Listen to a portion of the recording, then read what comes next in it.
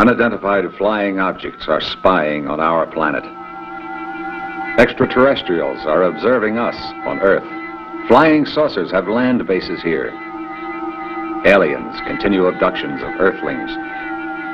These shocking statements are being made by space scientists all over the world. No matter what the language, the message is the same. We are being watched by beings from outer space. Scientists are now convinced that the UFO syndrome is indeed a fact. Some of our own astronauts have told of UFO sightings while on space missions. But their motion pictures, still photos, and even direct transmissions to mission control have either been censored or completely suppressed. And their evidence has been put under wraps.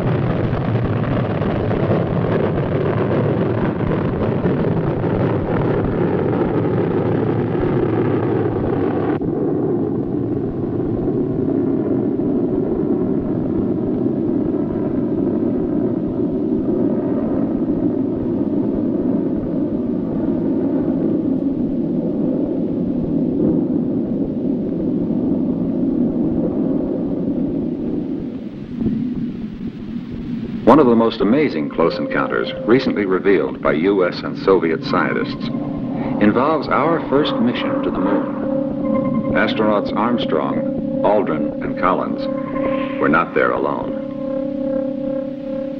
On the third day out, a strange object was spotted, but its distance and shape could not be determined.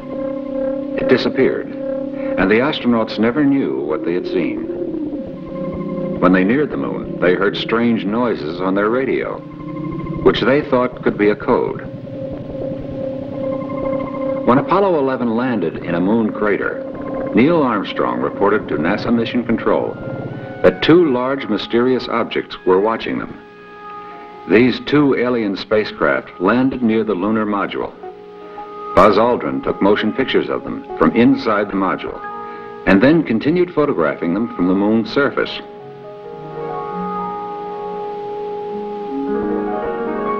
The aliens took off shortly after Armstrong and Aldrin stepped onto the moon.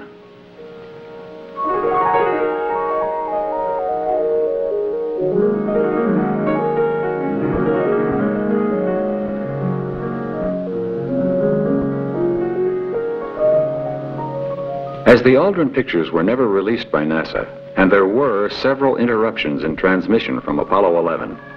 Many conclude the suppression and censorship were part of NASA's ongoing cover-up of UFO encounters.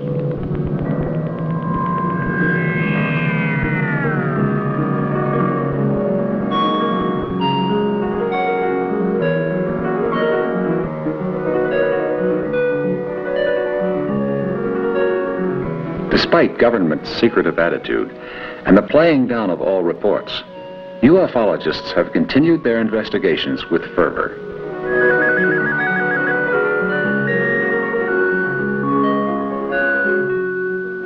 As descriptions of UFOs vary greatly, for more information, we have contacted the world-renowned ufologist Trevor James Constable, who has been cataloging UFO sightings for over 30 years. With reference to each particular type of photograph that I have taken, there are available similar photographs from other sources that were taken by people actually with little or no knowledge of this phenomenon, and usually they were accidentally taken. Here is the original bioform picture that I took in August of 1957. We call that one the amoeba, and there are some 4 successive photographs of this thing taken on infrared film immediately above my head, and then on the later exposures against the known background of the desert floor, a place to which you could return any time if you wished. So this one was taken in color by a deputy sheriff, Sheriff Stroke, near St. Cloud, Minnesota. There was a case involving President Carter's personal helicopter. A photograph was made by a civilian employee of the Defense Mapping Agency down there, and she was covering the president's departure. And there are perhaps 100 people watching the helicopter depart. And here is another one of a very similar type to the President Carter picture that was taken by Lee V. Ertley, a nationally known outdoor writer. This was taken in Utah. Again, the object was invisible when photographed. Here's one that was taken by me above the top of Mount Wilson in 1961, 4,000 feet in the air, just shortly after dawn. The object is of the same general type as the 2 that we've just seen. The objects in the Panama photograph involving President Carter's helicopter and the photograph taken by Lee Ertley, both of these would, to my evaluation, be manned objects or intelligently constructed objects, because it's obvious from the images that force fields of extreme strength are being employed in the propulsion of the disc or discoidal vehicle that appears in there. The picture tells you that this is something that is engineered rather than biological. Here's a bioform taken by Richard Toronto in Vallejo, California, taking a number of photographs of these amoebic-type space critters. Here's a photograph of the late George Van Tassel, very well known in UFO research. When this photograph was taken, was addressing a throng of some 2,000 people. The object above his head was not seen by anybody present. High-speed infrared film did make it apparent. These objects are appearing not only in Panama, or over the Utah desert or in California. They're everywhere. For example, recently here in January of 1979, there was a tremendous controversy erupted over some sightings in New Zealand, in the New Zealand area. The clippings are here, and they involve pronouncements about these incidents by purported experts. In fact, the newspapers refer to them as experts. Well, there are no experts in this field. There are only people whose level of ignorance varies. And this is characteristic of much that has gone on since this whole thing broke in on the world. Astronomers and people like this who have some authority and standing immediately jump in with negative opinions over things on which they're not fully informed. All these things involve, to some degree, the activities of governments. And of course, the role of our own government in maintaining secrecy on these things is itself a subject of considerable controversy. San Diego, California UFO researcher Timothy Shanks verifies extensive investigations by many governments, even though most will not acknowledge the existence of UFOs. Work in Europe, they are taking it a lot more seriously than here.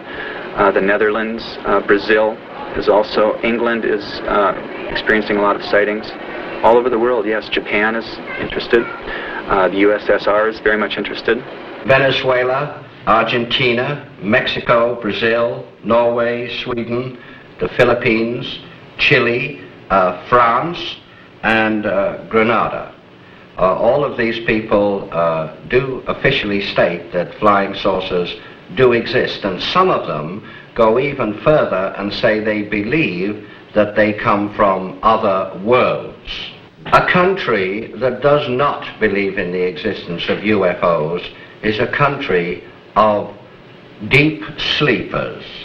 For instance, America, Russia, and England have studied UFOs for a number of years, and I think they have amassed sufficient information to know of their existence. But you see, they will not officially admit that they know of the existence of unidentified flying objects. Dr. George King, president of the Aetherius Society, and international authority on UFO investigations. Trevor Constable jumps into the ongoing governmental controversy. There is, however, no doubt, if one is to believe a distinguished Canadian scientist, that there is, in our country, a super-secret group, a super-secret scientific group through which all this critical UFO information is channeled. The late Wilbert Smith, who was a scientist with the Canadian government and headed the Canadian government's Project Magnet back in the 1950s, in an attempt to penetrate the propulsion secrets of the UFOs, stated in a tape-recorded interview made before his death that certain samples had been forwarded to him in Canada from Washington for analysis. And after he made the analysis in Canada, he was required to return the fragments to this super-secret agency in Washington. And he specifically stated that the agency was higher than the CIA. So the government is in it up to its neck, despite any press and propaganda releases that the Air Force or anybody else makes to the contrary. They're in it. Dr. Frank E. Stranges, director of the National Investigations Committee on Unidentified Flying Objects, takes a shot at government and its cover-up. I would say in my 32 or 33 years of UFO investigation, I have found definite evidence of a conspiracy. When we speak of the word conspiracy, it's a group of individuals who gather together with a prime purpose of either doing good or evil to a subject or another. As far as UFO conspiracy is concerned, yes, there are forces at work to squelch all valid UFO material. The United Nations has gone on record as saying that they would favor open hearings, open investigation, but the first nation to object was the United States, and this is rather comical. However, the United States Air Force still contends that UFOs do not pose any threat against the security of the United States, nor does it represent any more advanced technology other than we can meet. Man's vanity leads him to believe that he is the only intelligence in the universe, but there has to be something else out there. Too many hard facts lead to the conclusion that we are not alone, and some of us are being contacted by other intelligent forces. Dr. King tells of his personal encounter. It was an amazing happening. It's something which really did affect me very, very greatly. I became aware of a presence standing beside me. I did see Jesus physically. He was tall, he wore a robe which had a strange iridescent quality about it. It kind of shone in the light, not like a phosphorescent article does, but in a rather unexplainable way to me. The whole figure made so much light that I could plainly see his face and his features. Beneath the robe, which was divided in the front, I could see that he had a purple belt, and in this purple belt there were some jewels. They seemed to glow from within. In his hand, he had a small wand-like instrument. Beneath the robe, he had on a jumpsuit type of thing. He had long brown hair and, surprisingly enough, blue eyes. He was tanned a golden brown color, as though he had been subjected to infrared bombardment, had been in the sunlight an awful lot. He leveled this wand at me, then I lost all consciousness. When the Master Jesus departed, he moved over to the side of me, and it was then that I regained consciousness. I saw a vehicle somewhat similar to this one here, this model here, a flying saucer, a scout patrol vessel, and it came down and hovered a few feet above the earth.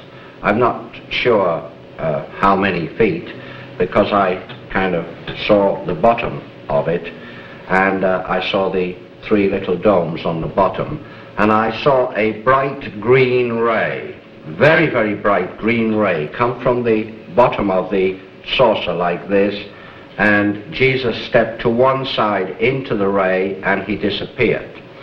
I believe he was taken up into the craft in that way, because I saw this craft move through the heavens and join two more craft which had been hovering there during the whole experience. Mr. Robert Schofler recalls his mysterious encounter.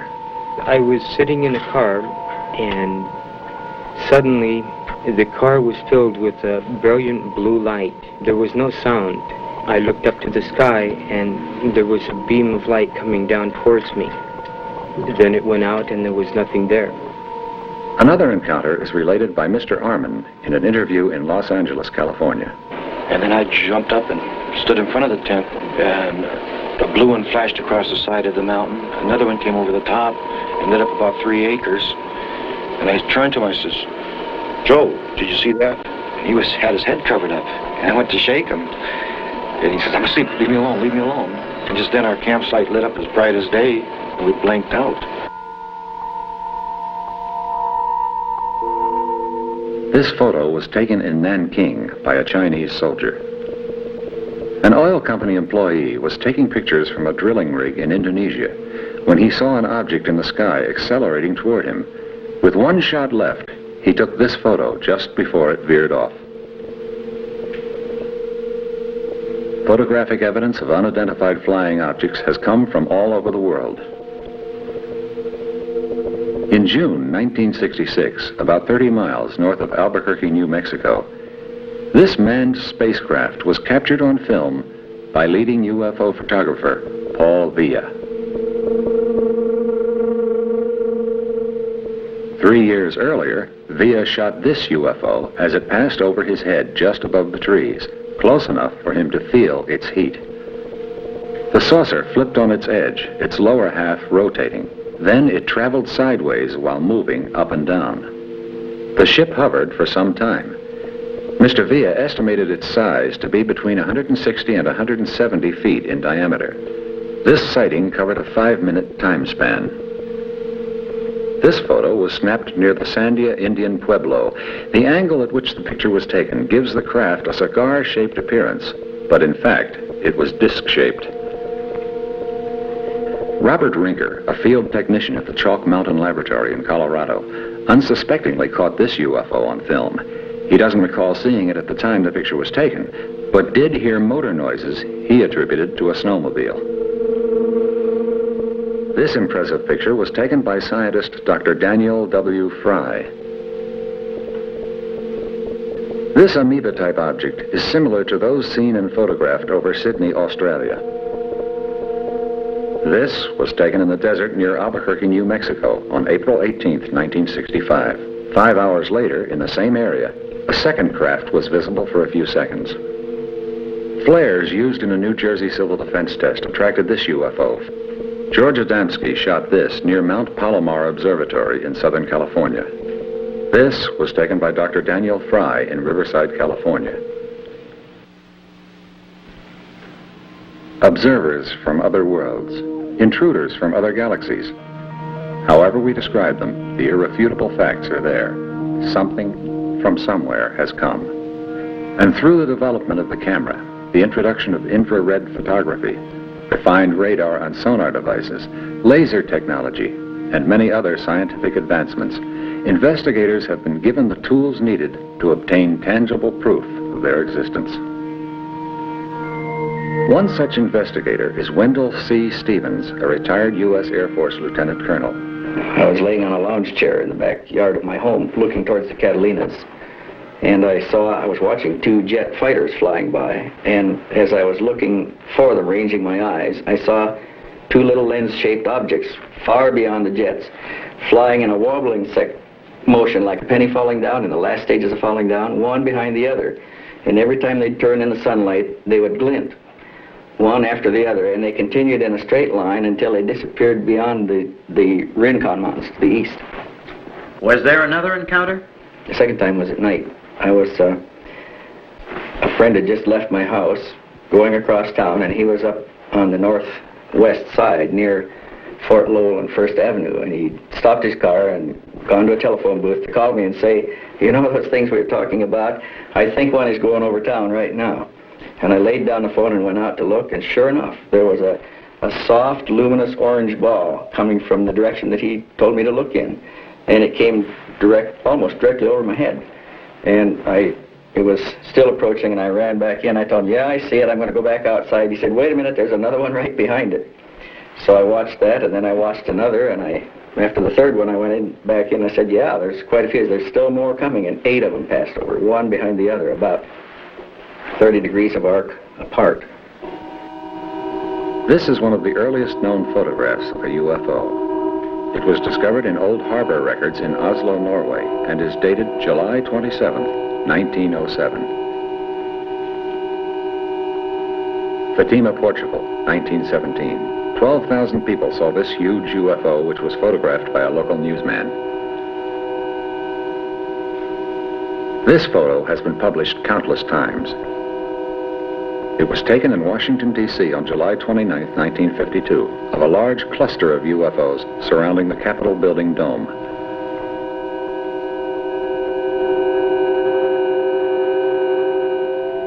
A Marine Corps pilot, while flying reconnaissance over Korea during the police action of the 50s, spotted this object, gave chase, and was able to get this aerial photo before the unknown darted out of sight. This was shot by an 11-year-old boy in Japan in 1976 and declared authentic by experts. The location was Tainter Lake near Colfax, Wisconsin, April 1978.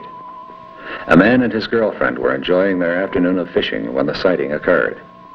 He grabbed his Instamatic camera and shot these photographs during the 3 to 4 minute encounter.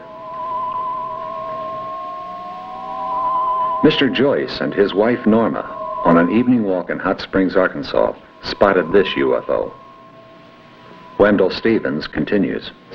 I had some contact with witnesses in Alaska when I was on a military assignment up there. They experienced close approaches by circular disc-shaped craft over the polar area as we were mapping that region from 1947 to 1950. Although limited in ways of communication and record-keeping, there are still many indications that sighting of UFOs and alien encounters occurred thousands of years ago.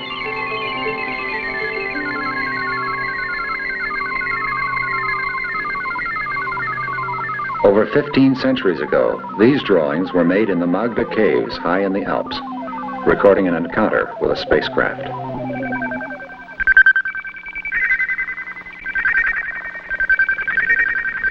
Together with the objects most familiar to the early caveman, such as the bull, horses, and trees, we find over and over again, most faithfully reproduced, other things natural to the environment.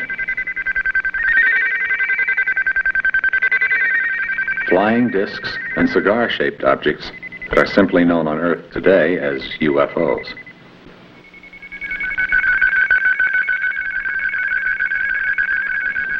When cataloged by archaeologists, amazing similarities were found between the shapes in the ancient drawings and the pictures being taken by UFO photographers today.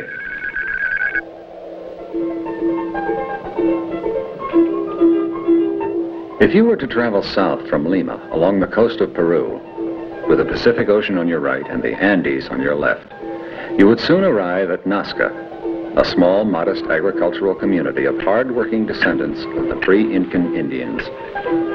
This rugged country has long been of interest to archaeologists, having been the site of the great Incan Empire.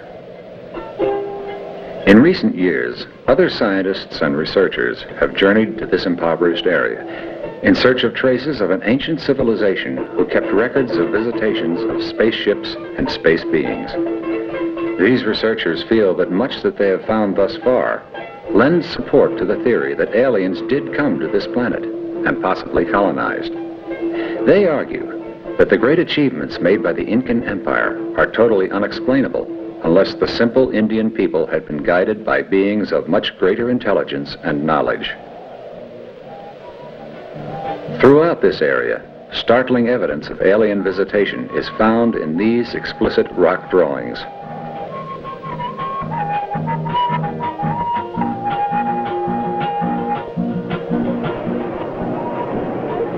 Modern Swiss writer Erich von Däniken, in Chariots of the Gods, advances the notion that some 30 to 50,000 years ago, visitors from another star system not only landed on Earth, but interbred with the ancient Indians living in the area, leading to the interesting possibility that the present-day Nazcans are the descendants of those alien visitors of the past.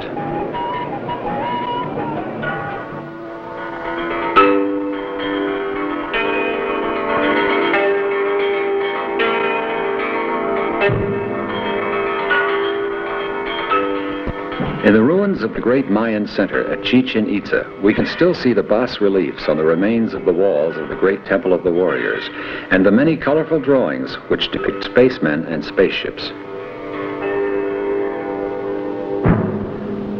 The same type of carvings and drawings are found in the ruins at Uxmal.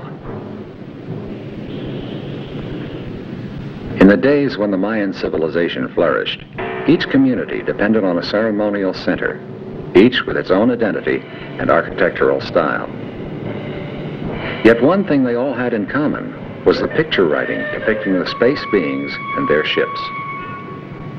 It is, of course, possible that visitors from a more advanced civilization did bring to our planet the knowledge of mathematics and physics that were necessary in the building of the pyramids and Stonehenge. As far back as the Middle Ages, men had no doubts. These huge constructions were the work of unearthly beings. Some of today's researchers believe that Stonehenge was built as a most sophisticated astronomical observatory used for predicting eclipses. But by whom? Surely not the Neolithic farmers who resided on the Salisbury Plain, who were without a system of writing or numerical notation. Surely these simple people were incapable of demonstrating the skill in surveying and geometry necessary for such accomplishments. We have seen photos of alien ships, but we can only speculate on the means used to propel them. Some ufologists believe that these highly intelligent beings have not only discovered the secrets of the natural forces that control the movement of the planets through the universe, but have been able to harness these forces for use as the ultimate power source. To explain this propulsion theory, noted scientist, educator, and UFO lecturer Chan Thomas. I'm a scientist. I've been involved in the field of cataclysmic geology for about 15 years. This is an unknown science in the English-speaking countries. Well, not exactly unknown, but it's not taught in any formal educational course. It was started in the European countries of France, Switzerland, and Germany in the 1750s. The pursuit of this science leads us to a track which requires the solution of the inner energy structure of a planet to explain the periodic geological upheavals which occur all over the planet. Now let's take a look at the cross-section of our Earth. First we have an inner core, 860 miles in radius. Outside that, an outer core, 1,300 miles thick, which exhibits all the properties of a molten liquid. And then outside that, the mantle, which is 1,800 miles thick, which is largely solid. It has a molten layer 60 miles down. Then outside that, the radiation belts, inner belt being protons, and the outer belt being electrons. Now, it is these radiation belts which draw free energy from space into the planet. And this energy courses through the planet, concentrating in the area of the outer core, and it's this very concentration that makes the outer core molten. And then it leaves the Earth out the South Pole. And it is the coursing of this energy which makes the Earth rotate west to east once a day. And it is this very energy structure which makes every rotating planet rotate west to east as the energy goes through it. Now, something we've learned from this is that the inner energy structure of every rotating planet is the same, no matter what its size. And it tells us that gravity on the surface of those planets, no matter what the size of the planet, is the same. And I mean gravity in terms of pull per unit area. If you were to go to Saturn or Jupiter, as large as they are, you'd weigh almost the same on the surface as you do right here. This means that life, as we know it, is much more plausible than we were led to believe up to now on any planet, as long as it's rotating, no matter what the size of that planet. This is intriguing, isn't it?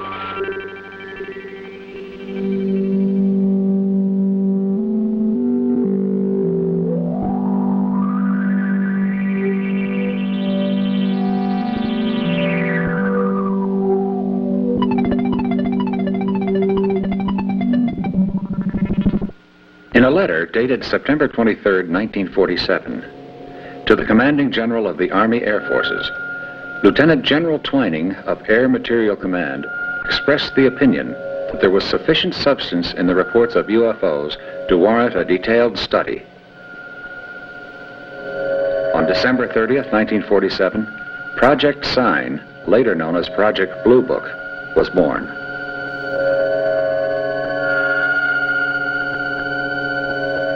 In 1956, Dr. J. Allen Hynek, astronomy professor at Ohio State University, an astronomical consultant to Project Sign and Project Blue Book, went to the Smithsonian Institute and convinced them to establish a satellite tracking network to obtain information on UFOs. Since 1975, a series of science workshops has examined two questions. Does extraterrestrial intelligent life exist? And if it does, how can it be detected? The workshop activities were part of a feasibility study on the search for extraterrestrial intelligence, better known by the acronym SETI, or SETI. This study was conducted by the NASA Ames Research Center. Thomas Miller offers his theory on propulsion. They do fly interstellarly. However, they do not fly in the same manner that the rocket ships fly or blast off from Earth as we know it. They use the electromagnetic lines of force which permeate the universal substance of this galaxy. The brothers on the other planets have evolved much more rapidly than the people on the Earth. And the ones that we have contacted have transmitted their messages to Earth, and they have given us pertinent information of instrumentations which they will help us build and construct when they do make physical contact, such as an energy device which will use the natural oscillation of atom structures themselves. We will be taught how to arrange the vibrancy of the atoms to extract natural energy emanations from the very atom substances and siphon them off into power stations. And it will be a free type of energy. Mr. Carl Anderson, an employee of the U.S. Navy in Long Beach, California, one of the many people who claim to have been abducted by aliens, describes propulsion systems as explained to him by his abductors. Space people describe how the ship was propelled Yes, they told me all about the propulsion of the ship. In fact, they told me that the interplanetary spacecraft are what we've come to call flying saucers, and they told me that the craft was essentially a flying electrical motor. The field coil turning in one direction, the rotor or the armature going in the opposite direction, propelled by a power in the center, such as a battery, of a type which we're not familiar with. They told me that when these two counter-rotating sources revolve to a speed relative to the Earth as it turns in its axis in relation to its mass, that it becomes weightless due to the fact that the electromagnetic lines of force thrown off by the craft repel the magnetic lines of force that the Earth create and thus propel it away from the Earth's surface. Now, by reverse polarity, this can be made to attract and thus pull back toward the planet again. By neutralizing this effect between the attraction and the repelling force, this is how they are known to hover in one spot. Dr. King is in closer agreement with Mr. Thomas. We have the large mother craft. These can be tremendous size. They have a capability of, shall we say, tuning into natural magnetic forces which do flow very freely through this galaxy and transferring that into kinetic energy. The usual type of scout patrol vessel, like that in this little model here, which, by the way, is made exactly to scale. This is a model of a scout patrol vessel, which is about 32.5 feet in diameter. Now, this vessel here has 3 propulsion units. One I won't mention at this time, it's too complex. The other, again, it's capable of tuning into the natural flow of forces throughout the universe. But the third one is very interesting. As these vehicles operate for the most part quite near to a planetary mass, such as Earth or another planet, they're able to reverse the flow of gravity. The space people know, by the way, that gravity has 2 poles, rather like a magnet. A magnet has a north and a south pole. Gravity has a positive and negative pole. And they're able to reverse the flow of this gravity so that a planetary mass can repel the vehicle or attract it. This is often the reason why some scout patrol vessels fly in a rather, shall we say, erratic manner. This is an artist's impression of the third satellite. On the top, there is a huge crystalline dome for collecting the sun's energies. At the bottom, there's a power matrix for transmitting the sun's energies after they have been conditioned by the enormous crystals within the craft. This next drawing gives you a rough idea of the position of the third satellite. You see the impression of the sun, the energies being collected by the dome at the top and transmitted to Earth through the power matrix at the bottom. This alien was photographed in Milan, Italy, before the shouts of other witnesses frightened it away. These alien figures became visible only after the film was developed. Sir Cedric Allingham, former RAF pilot, photographed this giant alien in Scotland. In 1973, a family, while traveling near Mexico City, encountered this strange object. They fled the scene after getting these photos, which have been declared genuine by Robert Padilla, Special Service Director of Kodak, Mexico. Near Rio de Janeiro on October 8, 1977, Antonio La Rubia, a bus driver, walked to a large field near his home to wait for his ride to work. It was 2:15 in the morning, and the dim light made it difficult to identify the enormous leaden object blocking his path. Suddenly, an intense blue light illuminated the field, and 3 robot-like creatures appeared beside him. The next thing he was aware of was being inside a ship and being examined by the aliens, at which time he claimed they took a sample of his blood and made drawings with it on a TV-like screen. The next thing he knew, the spacecraft had disappeared and he was standing in front of the bus terminal where he worked. Persistent hounding by the press drove La Rubia into seclusion. In May of 1977, an Air Force officer and his son were driving in the country near Buenos Aires when the youngster spotted a huge capsule in the sky which ejected 3 luminous objects, then took off. Moments later, the 3 scouts disappeared in the same direction. A commercial pilot was returning to Rio de Janeiro from the international airport. About a mile from the field, he saw an object in the sky. These are photos taken of the Saturn-shaped object, which had been hovering between 2 airport runways.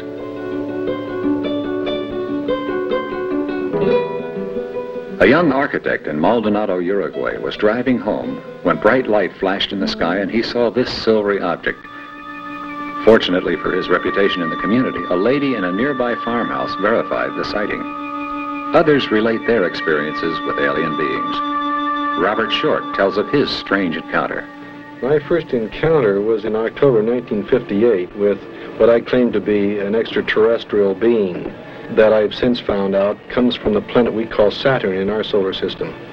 It was, to me at the time, a very frightening experience. The being said to me, "We have come down to make an adjustment in the power of our craft. We will see you at a future time." Mr. Robert Schofler. I found myself going to Orcas Island in Washington, Key West in Florida, Palenque and Chichen Itza on the Yucatan, Teotihuacan at Mexico City. And each of these places, I met beings.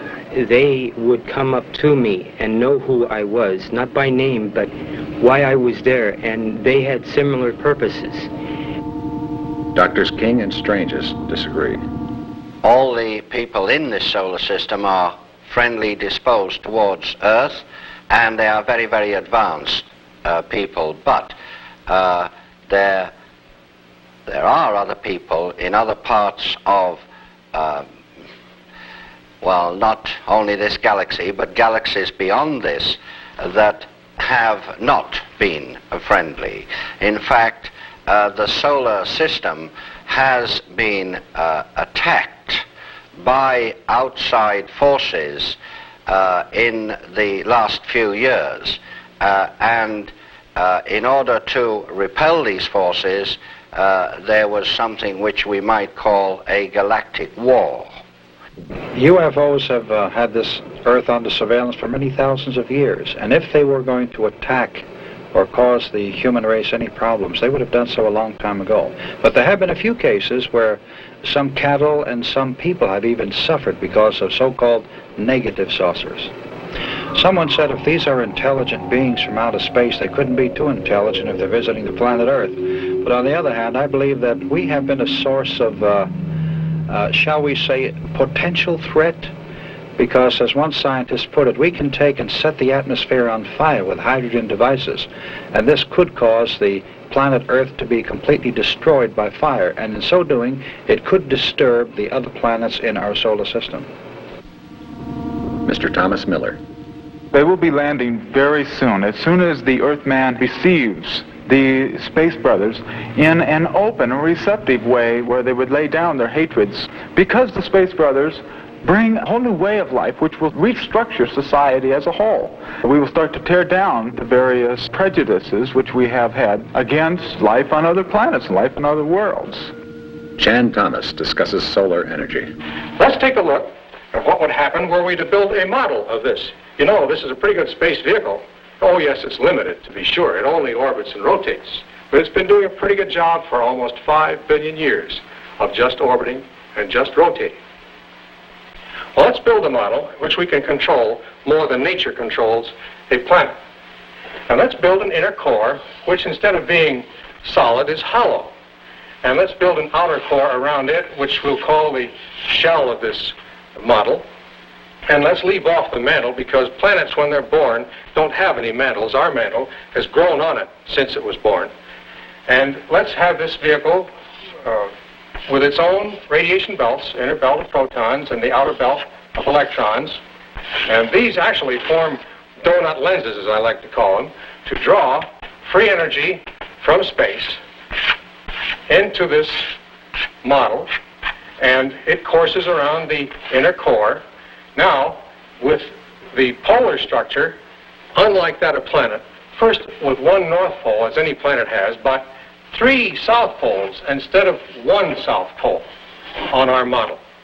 And somehow in this, I won't go into the technical details here, but somehow within this vehicle, this model, let's retain the ability of taking this energy as it courses around the model and distributing it to any 1, 2, or 3 of the south poles, so that the energy leaving is not like a planet just out the south pole.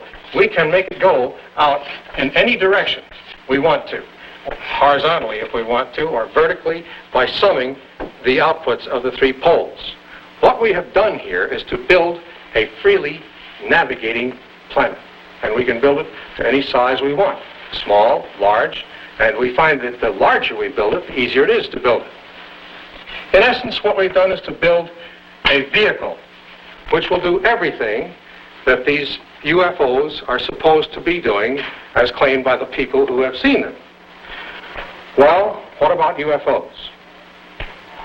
I really don't care whether they exist or not.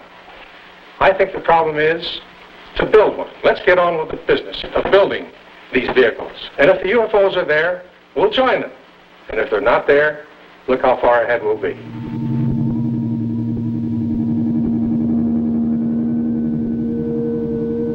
Over the past few decades, there has been increasing debate about the existence of intelligent life in space.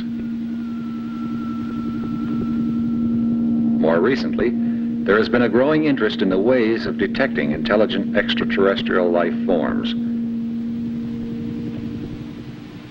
In a letter dated September 23, 1947, to the Commanding General of the Army Air Forces, Lieutenant General Twining of Air Materiel Command expressed the opinion that there was sufficient substance in the reports of UFOs to warrant a detailed study. On December 30th, 1947, Project Sign, later known as Project Blue Book, was born.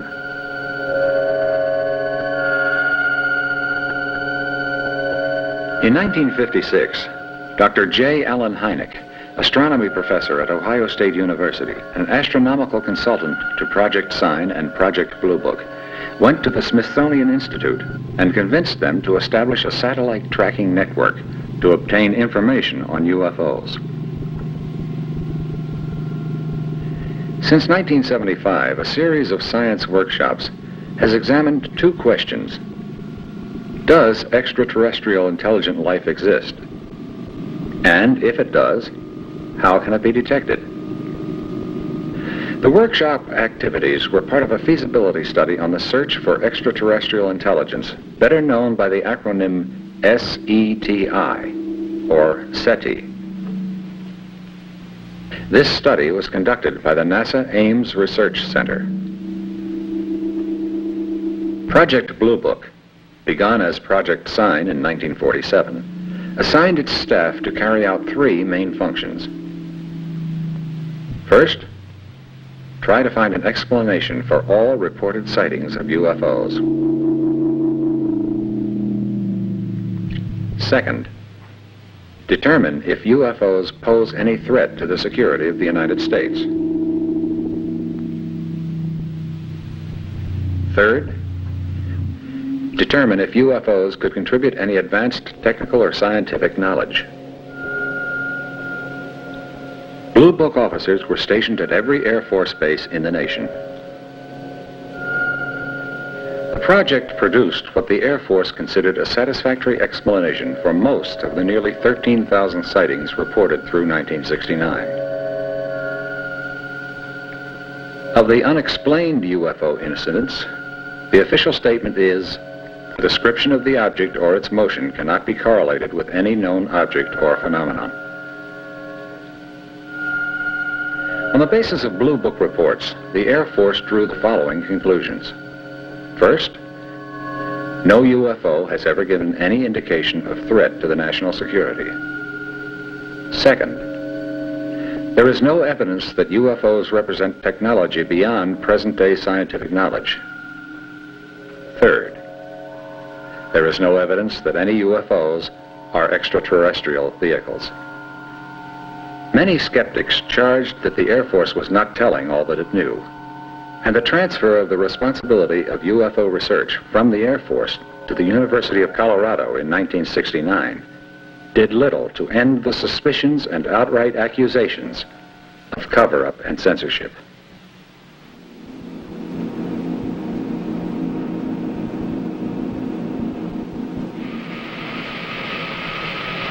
It is interesting to note that while the Air Force was in charge of the UFO investigations, they spent U.S. tax dollars quite freely, employing top scientists, the FBI, the CIA, and many special armed forces investigators.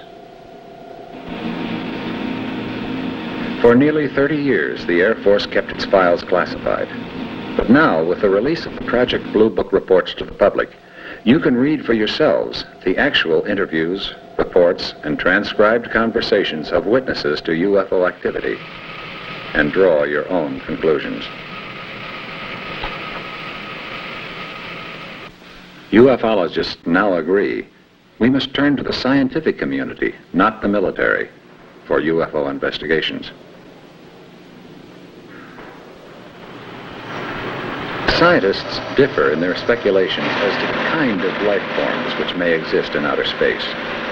The Soviets seem committed to the idea that it would be essentially the same kind of life as exists here on Earth, from bacteria to man.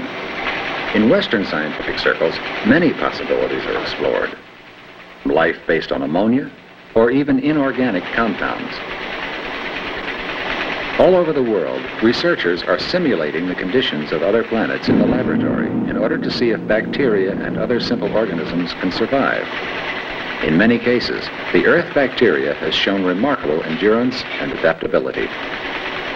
Mineralogists, physicists, and biologists are hard at work studying meteorites, as they are the only extraterrestrial bodies available. The proof of the existence of organic substances in meteorites would support the existence of life outside the Earth.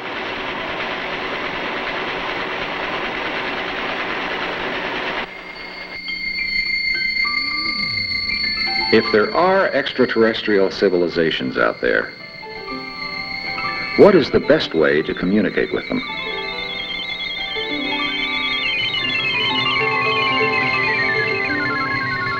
With our present technology, we can only hope the radio signals we are beaming into the galaxy will be heard and answered. Some say we have been heard, and that UFOs are explorers who have come to study the source of the transmissions. During the last solar eclipse of the 20th century, Dr. Halvor Halsson, a local dentist, took several photos from his vantage point on the beach in Iceland. He did not know until his film was processed that he had photographed this UFO. A few miles down the beach, Mr. K.G. Jensen of Germany was there to record the historic eclipse. Jensen did, however, notice the UFO and deliberately photographed it. Several other people reported seeing the UFO that day.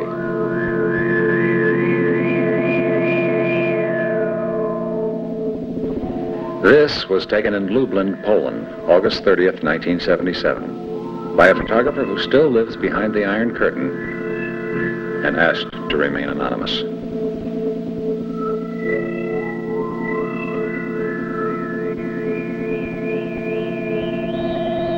Patricia Monin tells her story. It was January 1977. As we came to the station where my father is a customs officer, when we came upon this thing which sat motionless in the sky.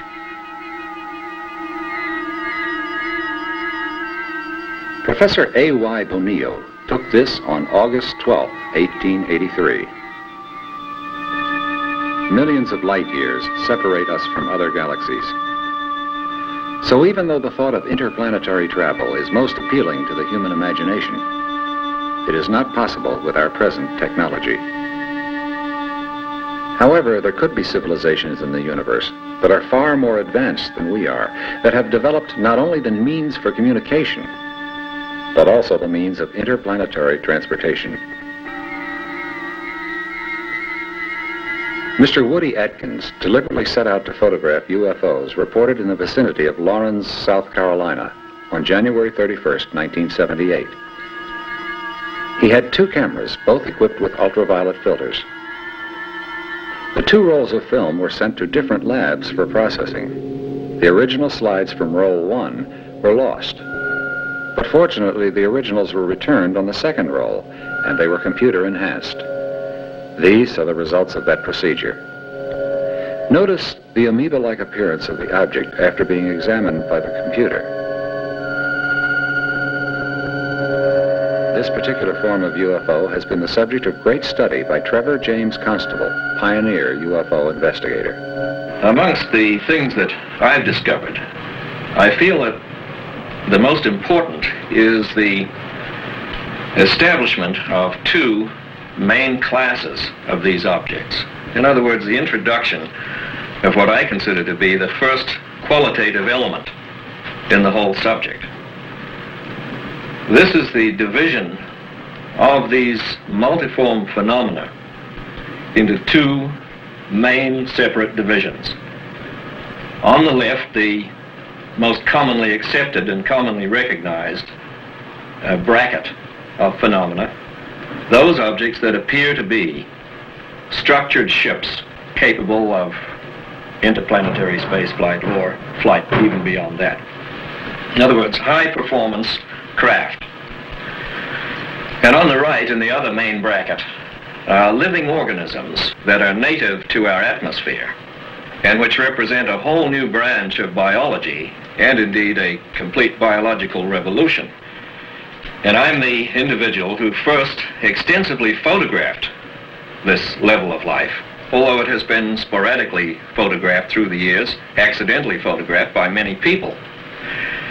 And these days, even Kenneth Arnold, the man who first put the term flying saucers into the English language, he himself now accepts that these atmospheric fauna, for want of a better term, I call them the critters, that they constitute a very substantial body of the totality of what we now call UFOs. The crucial thing was the use of infrared film that is sensitive to heat as well as to light. And this simple substance, which has been in existence for, at least 75 years, it's the principles of sensitizing film to react to heat have been known for at least that long, enables you to double the size of the window with which you look at the universe. It's a very simple concept. If I use this playing card here, for example, to represent the size of the window that the human eye has on reality, with violet at this end and red at that, then that is the foundation of our conceptions of the universe and life and of UFOs. If you take infrared film, what that does, without your necessarily seeing it, is increase the size of the window until it is that big. And so you're seeing almost twice what the unaided human eye sees. And this, over a long period of years, has yielded, I would say, the largest single body of evidence gathered by one person as to the nature of these things that's in existence.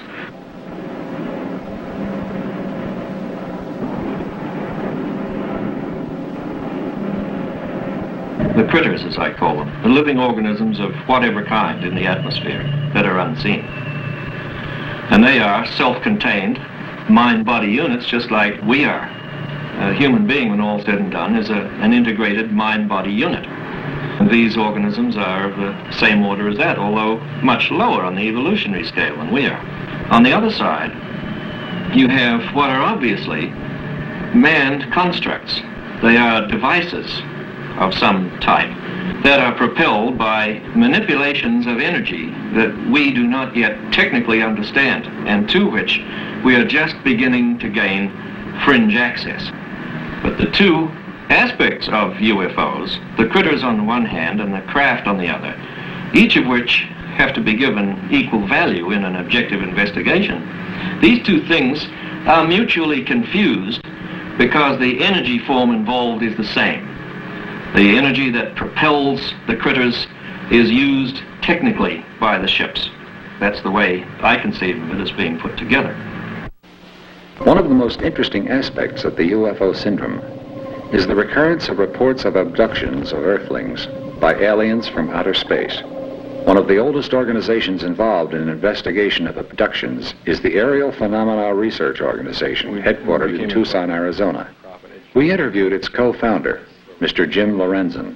Scientific consultant staff and investigators around the world. We collect reports from all around the world, and we analyze these reports and make some judgments as to their merit, and we accumulate a library which is available to scientists to study. This is a job that has not been undertaken by anyone else. We feel it's a need that really needs to be fulfilled. Travis Walton was in the National Forest in central Arizona in company of 6 other people. They saw at close hand an unidentified flying object. Travis approached it and was struck by a beam of some kind which knocked him down. The other people fled the scene. When they saw some lighted object apparently leave the scene, they came back to look for Travis, but they didn't find Travis. Travis showed up 5 days later at a different location, and he told of having been held aboard some craft by strange aliens. That's the essence of the story.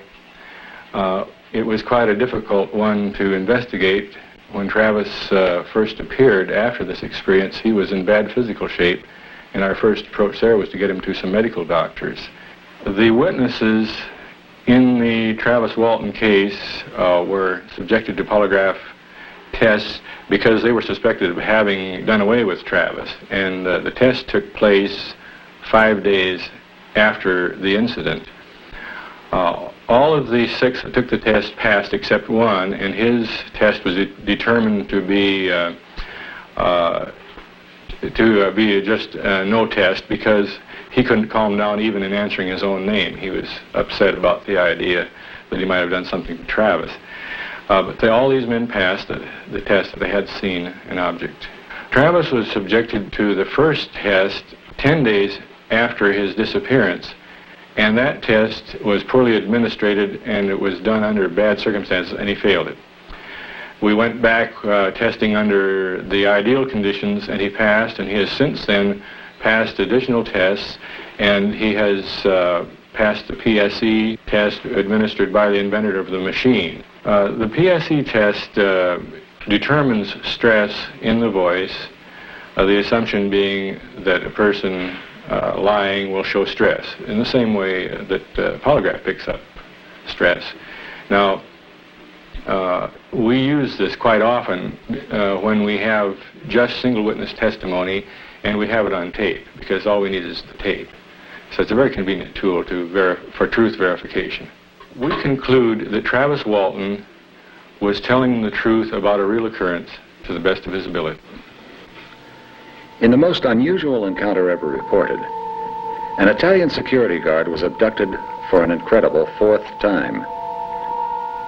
Fortunato Zanfretta of Genoa, Italy, has been hypnotized, given truth serum, and subjected to intensive questions. But his story is unshakable.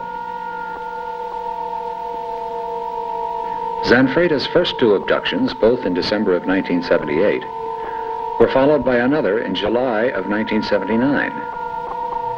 Then on December 2nd, 1979, a year after the first abduction, he was kidnapped again. After the last occurrence, eyewitnesses reported seeing the alien spaceship take off only a short distance from where Zanfretta was found. Jim Lorenzen tells of the Walton investigation. This young man in question contacted us by mail, sent us some photographs that he'd taken. And our first approach then was to analyze the photographs to see if there was any probability that they were hoaxed. They seemed to be genuine, so our next step then was to contact the young man and to check somewhat into his background and to become acquainted with him. Then our approach from there on is sort of like criminal investigation. We subjected his testimony to PSE, and he took a polygraph test to verify the truthfulness of his testimony. And also, since the man did report that he was abducted and that he saw aliens aboard a strange craft, we have had him draw what he saw aboard the craft, and we are also having an artist produce a model of the alien that he described. This is a model of an alien based on information supplied to artists by abductees William Herman and Travis Walton. Artist Alan Levine created this sculpture. Using the same procedures followed by police departments when investigating a crime, artist Levine was able to arrive at this likeness of the alien. Sketches were made while the abductee described the creature, and after these were corrected, Levine proceeded with the sculpture. This was a painstaking endeavor, as the witnesses did not always agree. Both men agreed on the almond-shaped eyes, small nose and mouth, the unusual position of the ears, and the large hairless skull. And although the alien does have a mouth, all communication was telepathic.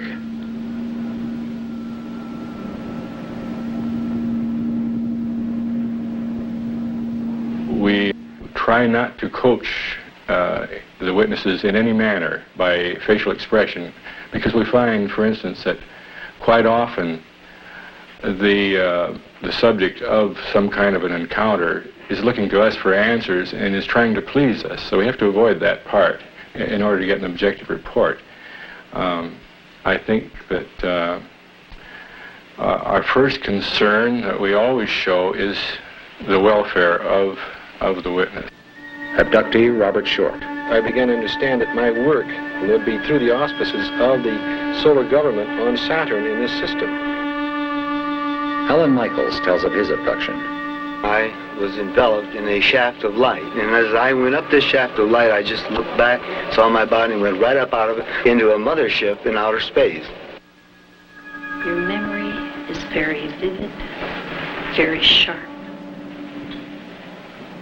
There is a very strange phenomenon which has occurred in many cases of abduction. The victim has no conscious memory after seeing the spacecraft. They do not remember being kidnapped.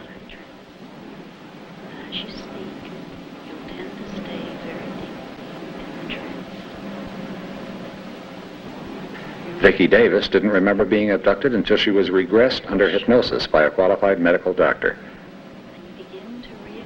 Her only clue to her abduction was a recurring nightmare.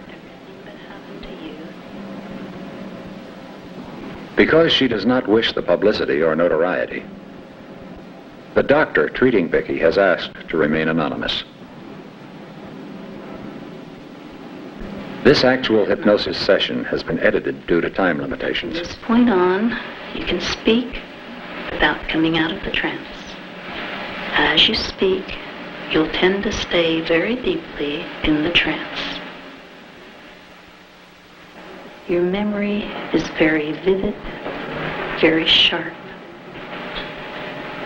And you begin to re-experience in vivid detail everything that happened to you on that night. And from this point on, you can speak without coming out of the trance. As you speak, you'll tend to stay very deeply in the trance. So just begin telling us what you're experiencing, what you're seeing. Driving into the rest area, and we're getting out of the car and going to the bathroom.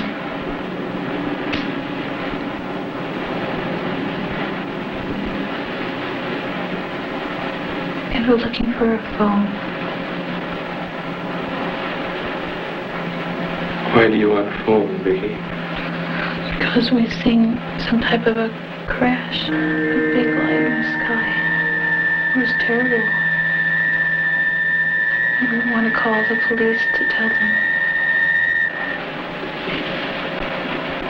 Do you find a phone? There's no phone. What do you do then? My mom looks up at the pretty stars, and I look over by the entrance and see a white cloud. It's coming closer. There's specks all around. Little gold things running all around. And I'm walking towards it. I'm looking up. It's big and round.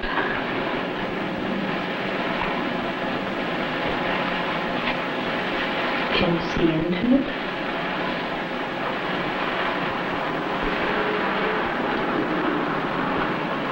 Are there windows? No. What do you see inside?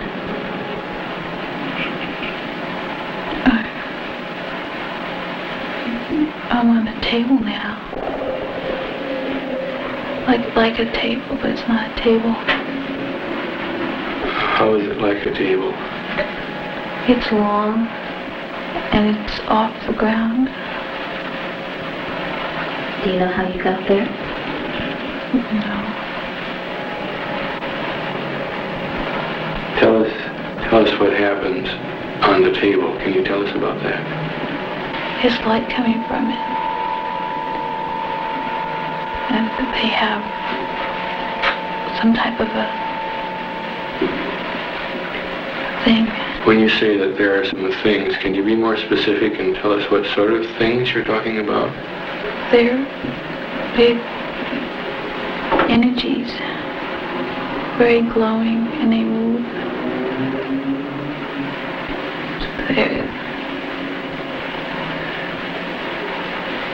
Do they have a shape that you can describe? They sort of have like a head and like arms, but they don't really have feet. And they're glowing, changing. How do they move? They just float, bob. Are there any noises coming from them?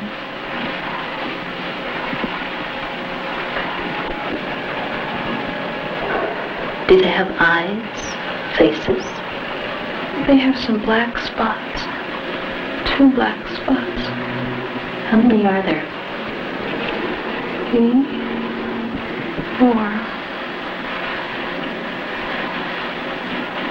And what are they doing to you on the table? They're looking me over with some type of a thing. It's a machine type of a thing. It has light. Our cameras were allowed to be present when Brian Scott went into a self-induced hypnotic trance. During the trance, his eyes rolled back in his head, and he spoke in a voice which claimed to be Voltar, an alien from another planet.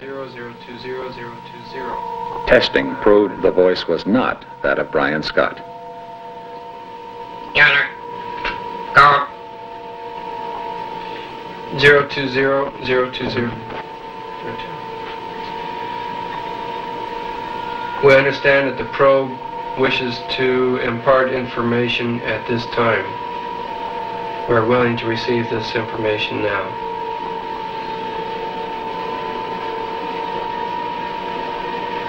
Acknowledge. Unity, transfer, Voltar. Delay factor 7. Relay open. Daniel, physical energy displaced. Unity of the council. Dr. King discusses the cataclysmic results of alien intervention on our planet. There were ancient civilizations in chronological order. Lemuria came first, and some people believe that this was where the Pacific Ocean is now, and mankind reached quite a high stage of evolution in Lemuria, so high, in fact, that he discovered how to split the atom. And, of course, mankind being what he is, a very warlike creature, well, the result was the destruction of Lemuria. And also, the Earth at that time did flip a few degrees on its axis. Later on, we had another civilization built up again from the atomic ruins of the last, and that was Atlantis. Now, it's interesting thing about Atlantis is this, that at one time science can prove that the whole of Europe was covered with deep snow and ice, and some catastrophe happened very quickly which altered the course of the Gulf Stream so that it flowed nearer to the coast of Europe and up through and actually near the tip of the north of Scotland. Some people believe that this was a part of the continent of Atlantis going down.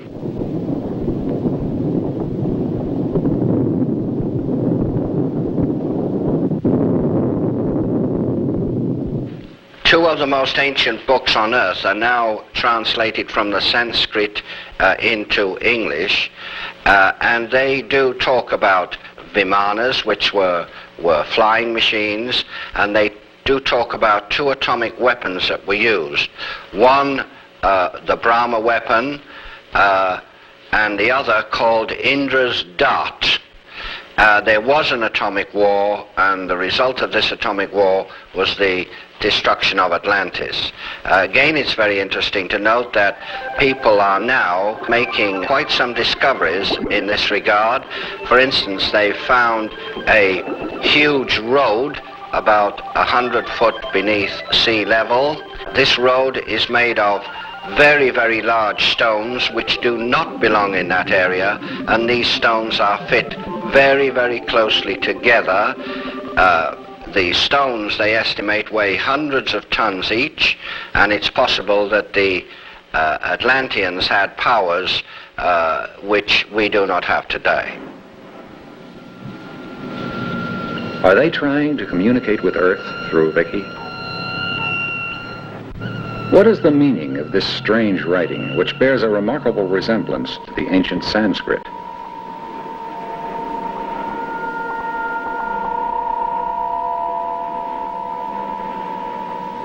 What is the meaning of Prayana? Could it be the planet or solar system where Vicky's abductors came from?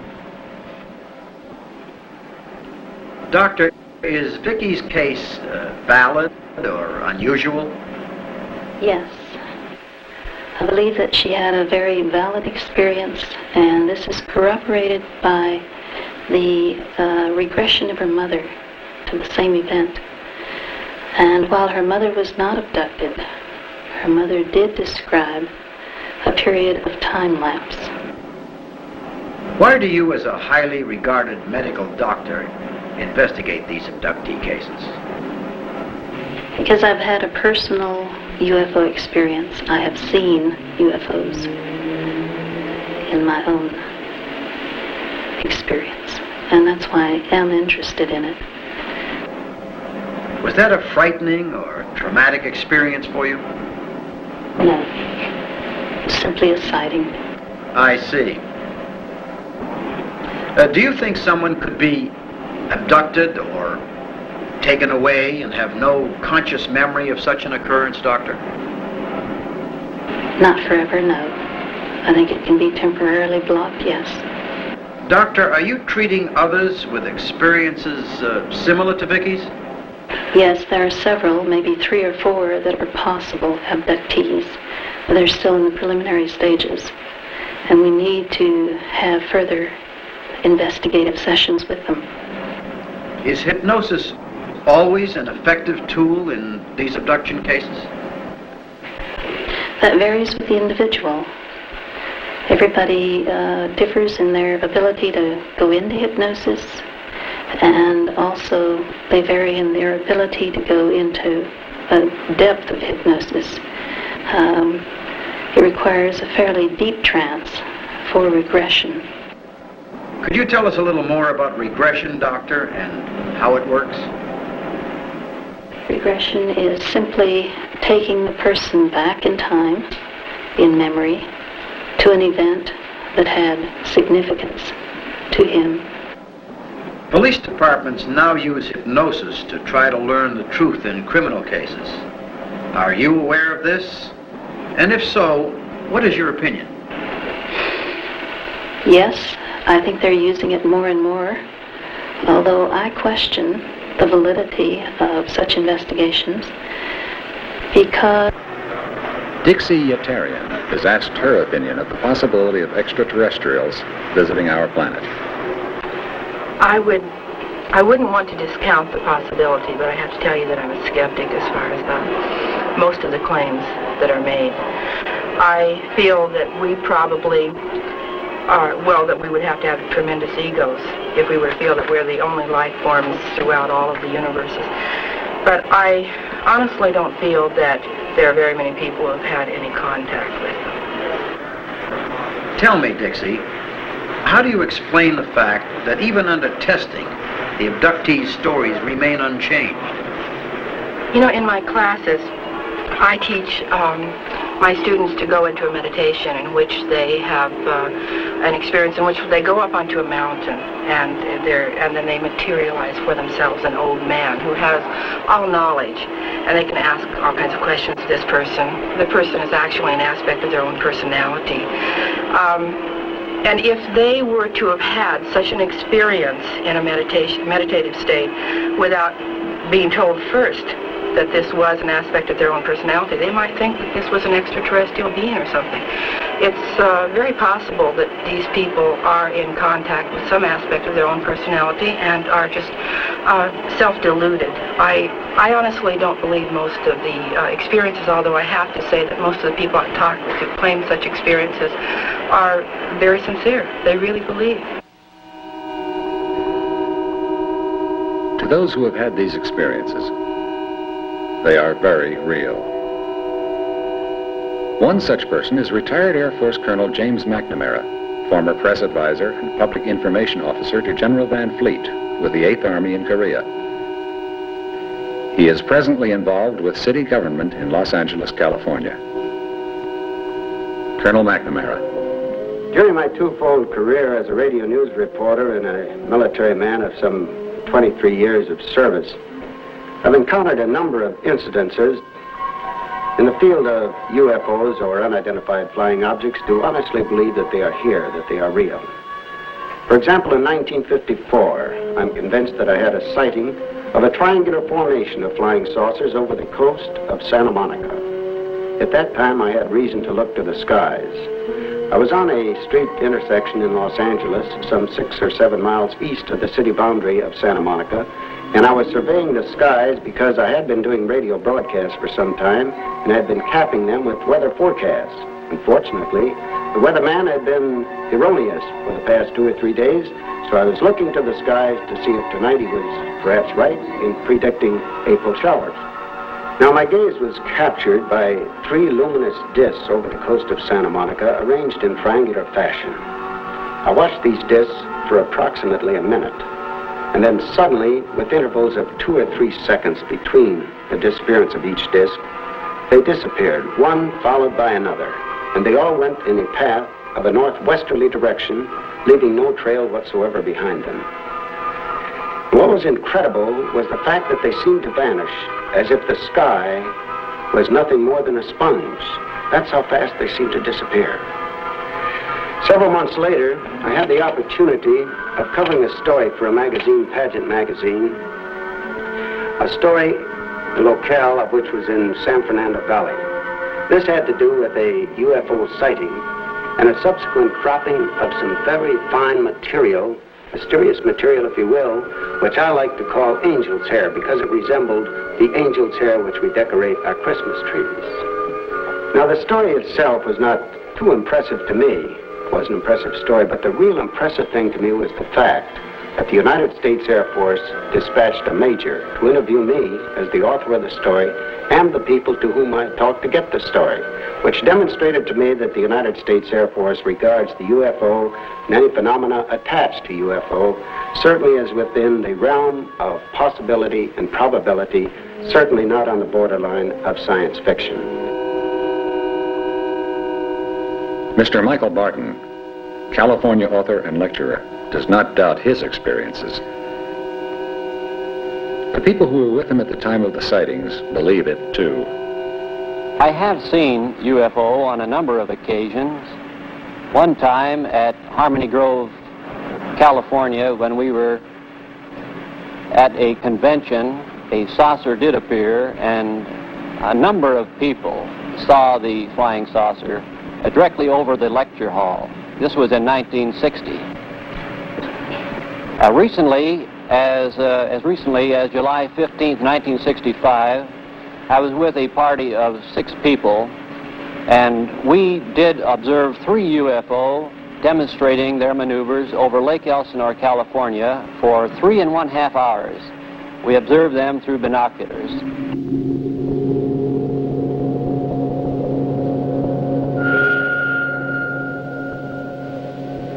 Colonel McNamara concludes.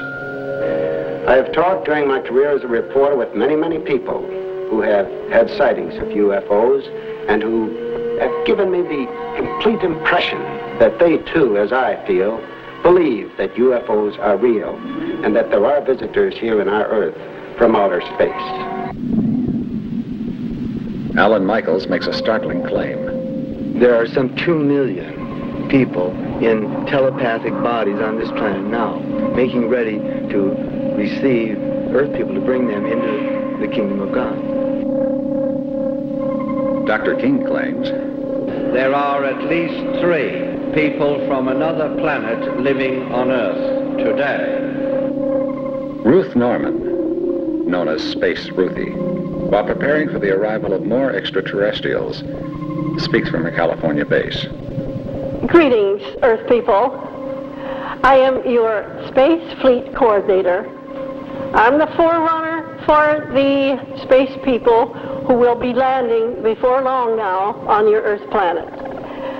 I am the messenger and a forerunner and ambassador from many of the spiritual worlds and the physical planes and the astral dimensions who have come to this your Earth planet to introduce you people to a higher way of life. Dixie, if aliens were to contact someone here on Earth, who do you think it would be? Well, first of all, I think that they would probably contact some of our great minds, some of our political leaders.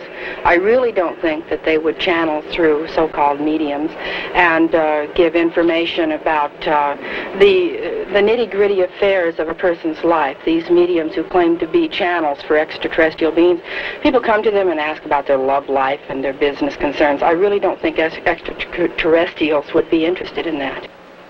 There are many, many, countless thousands of people who live here, who have incarnated here, but not who have come via spaceship. They're self-deluded. I really believe that. Most of them. I wouldn't want to make that a blanket statement.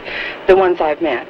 I think it's really dangerous what they're doing. Mainly, as I wrote in my book, I've seen too many cases of people getting involved with these people and watching a trance mediumship sort of experience and then going home and thinking, gee, I could do that.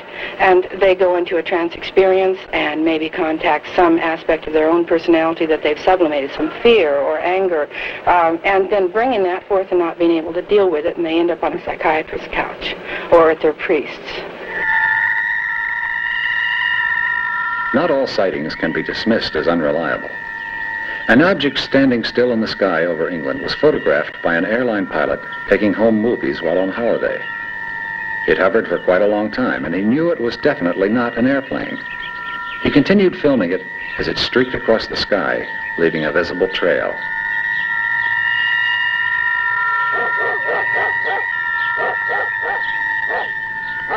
This film was turned over to the British military intelligence for examination.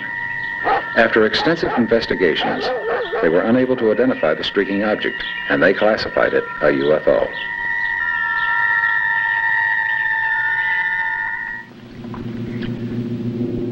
This rotating craft was hovering over the trees in Merlin, Oregon, when photographed on 16mm motion picture film by Dr. Daniel W. Fry.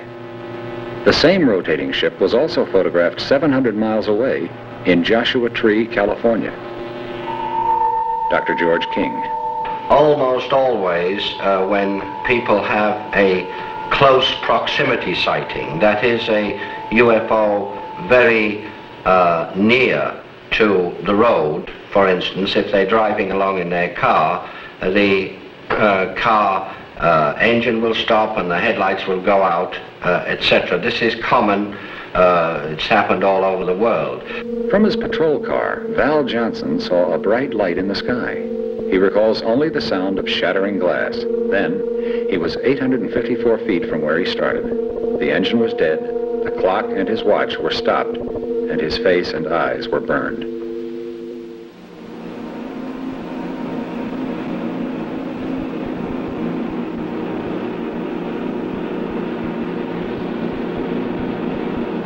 Based on the many unanswered questions facing scientists and researchers in the field of unidentified flying objects, the search for extraterrestrial intelligent life must continue.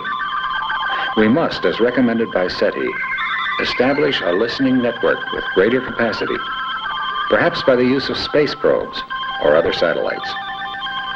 If we do not find intelligent life elsewhere, we will have learned how precious our human culture is and stress our responsibilities to the preservation of our planet.